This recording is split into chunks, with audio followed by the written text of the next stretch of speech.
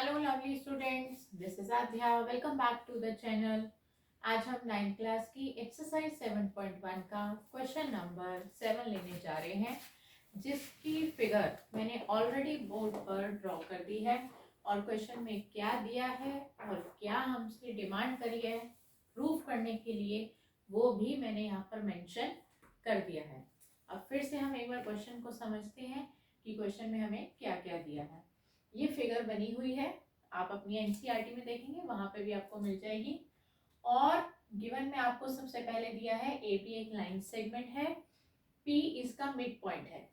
अगर P A B का mid point है तो इसका मतलब ये हुआ कि ए पी और बी पी ये आपस में इक्वल हो गए, जिसको हमने कट लगा दिया है। ठीक है, मैंने यहाँ पर लिख भी दिया है A P is equal to B P. Angle B A D equal to angle A P E. Angle B A D यानी कि ये वाला एंगल, जिसको मैं यहाँ पर 1 मार्क करूंगी, और एंगल ए बी ई ये वाला एंगल, जिसको हम यहाँ पर एक अलग पेन से मार्क कर देंगे हाईलाइट करने के लिए, और हम फिगर में ही 1 और 2 लिख देंगे।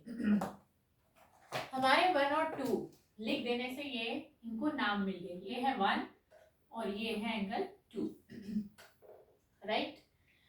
और तीसरी बात, चौथी बात, एंगल ई पी ए। देखिए ई पी ए ये डबल डबल टिक लगे हुए हैं एंगल पर, यानी कि ये वाला angle angle D P B, ये डी पी बी के इक्वल है, डबल डबल के इक्वल है, सिंगल सिंगल के इक्वल है। ये हमें क्वेश्चन में दे रखा है, तो हम इसको भी नाम दे देते हैं 3 and 4। देखिए मैंने अलग कलर से इसको मार्क दे दिया आपको, ताकि आपको हाईलाइट हो जाए कि ये नेमिंग हमने करी है। अब हम देखते हैं कि क्या हमें प्रूफ करना है। ट्राइंगल डीएपी ये रहा, और ट्राइंगल ईबीपी ये दिखाई दे रहा होगा आपको, ईबीपी, और ये है डीएपी। इन दोनों को हमें कॉन्ग्रुएंट करना है। कॉन्ग्रुएंट करने के बाद सेकेंड पार्ट हमें ये प्रूव करना है कि एडी और बीई इक्वल है। जैसा कि मैंने आपको पहले भी बताया कि जब दो ट्राइंगल्स कॉन्ग्रुएंट हो जाते हैं तो उनके कॉरेस्पॉन्डिंग पार्ट्स इक्वल हो जाते हैं। तो आप देखिए एडी इसका पार्ट है और बीई इसका पार्ट है। जब ये दो ट्राइंगल कॉन्ग्रुएंट हो जाएंगे तो ये सीपी सीटी से हम इनको इक्वल कर देंगे। तो मेन हमारे लिए हुआ फर्स्ट पार्ट। दो ट्राइंगल को कॉन्ग्रुएंट करने के लिए हमें एग्जैक्टली 3 इक्वल पेयर्स चाहिए होते हैं। पहले हम वो ढूंढ लेते हैं, फिर हम स्टार्ट करते हैं। हम यह रफ फिगर में आपको दिखाते हैं, और रफ काम में, कि जो ये दो ट्राइंगल हमें कॉन्ग्रुएंट करने हैं, इसमें हमें क्या क्या इक्वल है। देखिए डीएपी में एपी और बीपी तो है, आप यहाँ लिख लीजिए छोटा छोटा, अभी अभी डिटेल में हम करेंगे। ये ट्राइंगल डीएपी है और ये ट्राइंगल ईबीपी है, क्योंकि उसमें कुछ एक मेन बात है जो हमें समझनी है।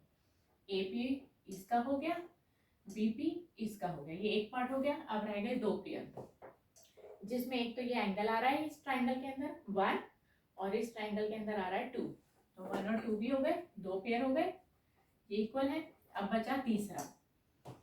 अब समस्या तीसरे में ही खड़ी हो रही है, वो क्या कि हमें एंगल दिए ये वाले इक्वल 3 और 4। जब हम ये वाला ट्राइंगल लेते हैं डीएपी, तो हमारा जो एंगल है वो यहाँ तक आना चाहिए, लेकिन इक्वल दिया हुआ है सिर्फ इतना टुकड़ा। जब सिमिलरली हम इस ट्राइंगल में पहुंचते हैं जिसका नाम ईबीपी है, तो हमें ये वाला एंगल इक्वल चाहिए। क्यों? एंगल साइड एंगल लगाने के लिए, क्योंकि और तो कोई इक्वल पार्ट दे नहीं रखा। एक साइड हमने ले ली है, एक एंगल हमने ले लिया है, और बचा है ये तीसरा पार्ट जो कि खुद एक एंगल है। तो एंगल साइड एंगल लगनी चाहिए।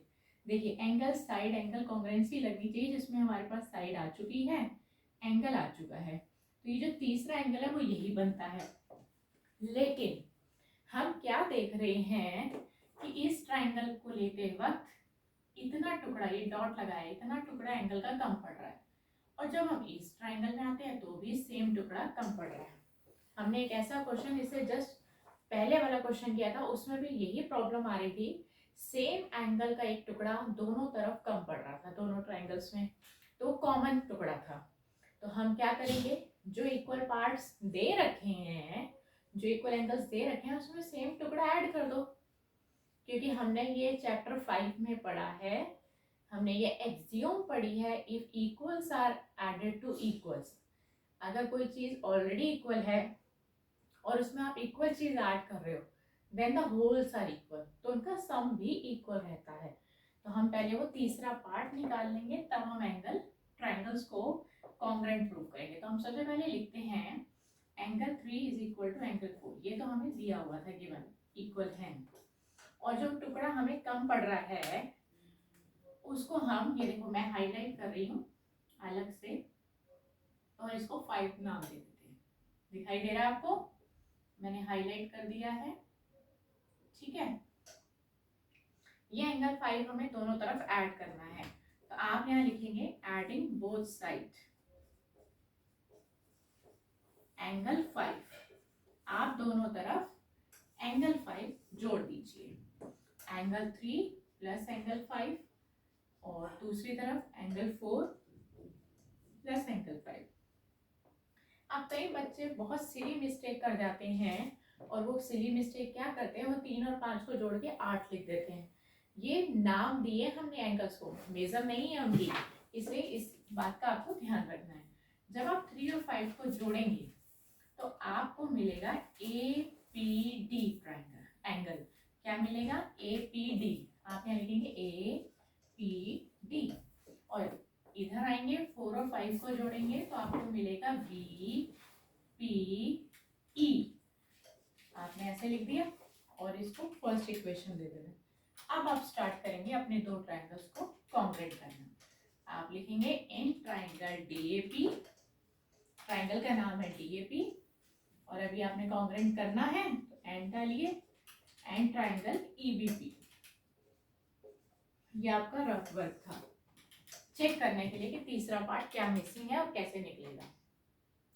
सबसे पहले आप एंगल 1 और एंगल 2 लिख लीजिए, ये तो सिंपल सीधे सीधे लेने थे, गिवन आ गई इसकी reason.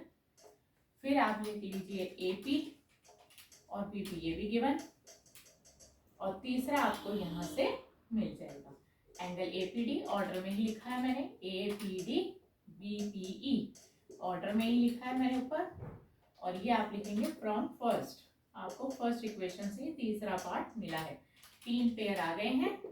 Therefore triangle DAP congruent to triangle EBP by कौन सी कॉन्ग्रुएंसी से, angle side angle ASA congruency rule, triangle हो गए कॉन्ग्रुएंट।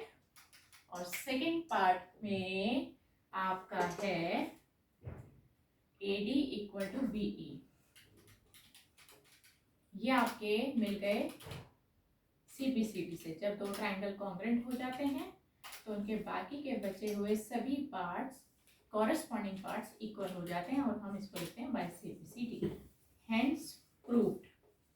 तो हमारा ये जो क्वेश्चन है वो सॉल्व हो गया है। तो कॉन्सेप्ट प्रीवियस क्वेश्चन की तरह ही रहा कि जो कॉमन चीज कम पड़ रही हो उसको आप LHS और RHS दोनों तरफ जोड़कर आप अपना जो पार्ट है वो ले सकते हैं।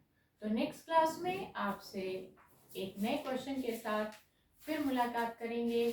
Good bye friends.